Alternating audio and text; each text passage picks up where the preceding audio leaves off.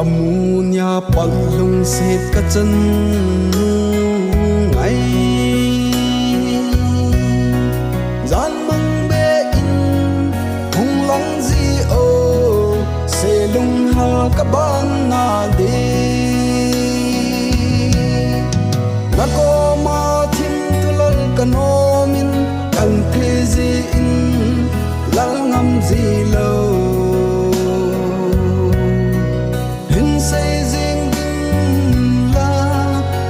chát nan ka dim zi e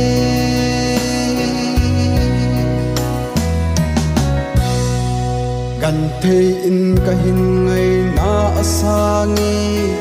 bo bu thiên lung si lang ngai pu do in kuman a wa le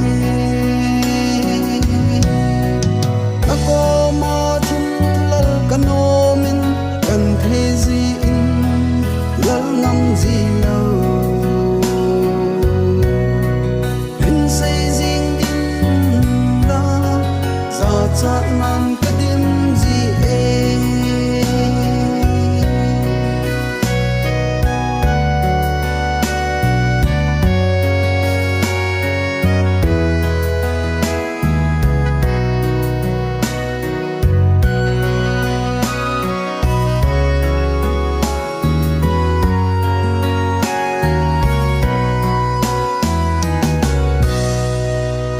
pathin kalung sit nu lung ye hin hay sa in lang kan thei ke di pa jing han kum kho a di na ko ma thim thulal kanomin kan thei zi in lal ngam zi lo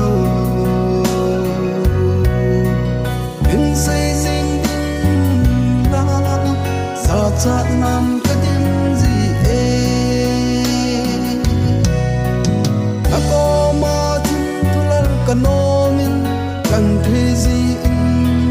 lal ngam zi lo hin say jing din la sa chát